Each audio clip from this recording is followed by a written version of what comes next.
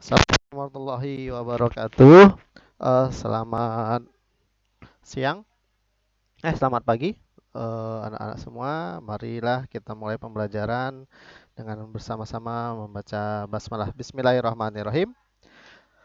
Pada hari ini kita akan bahas tentang atom.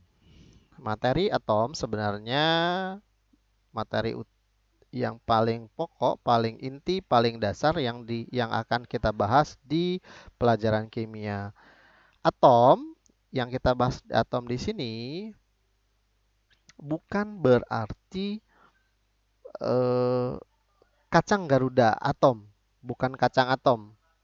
Karena eh, untuk atom sendiri dalam kehidupan sehari-hari kita mengenal atom ini adalah kacang atom. Itu kacang, tapi bukan ya.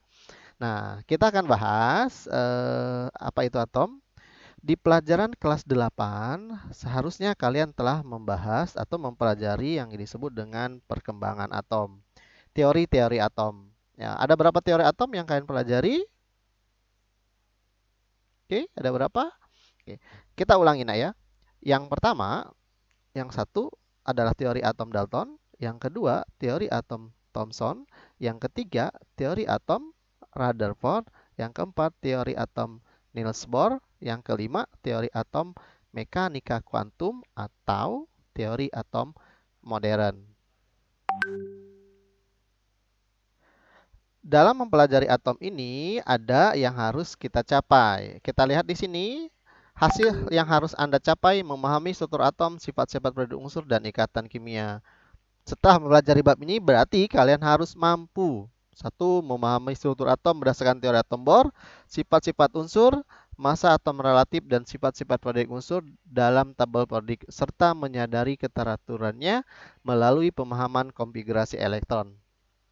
Nah, atom sebenarnya berasal dari bahasa Latin, yaitu terdiri dari a dan tomos. A dalam bahasa Indonesia artinya tidak, sedangkan tomos artinya adalah terbagi.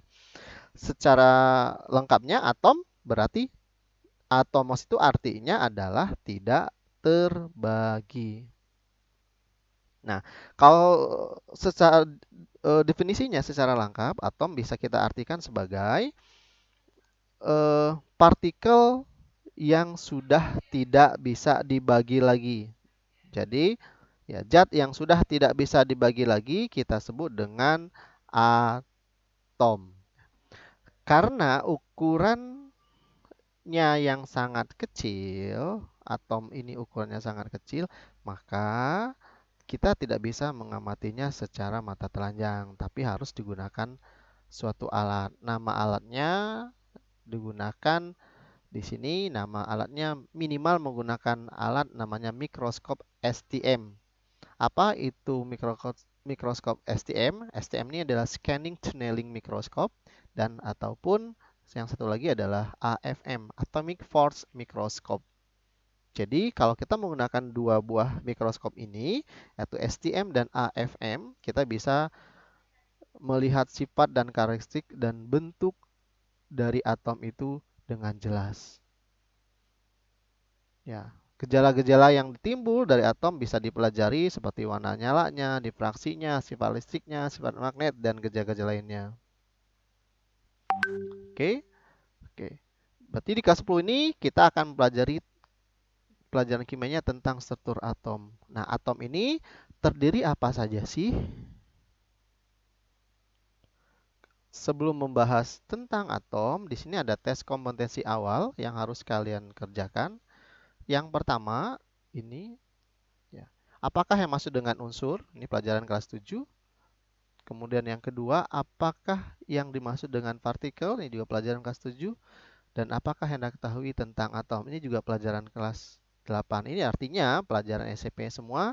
Silahkan kalian tulis dan kalian kirim foto hasil jawaban kalian ke Bapak. Oke, Bapak tunggu.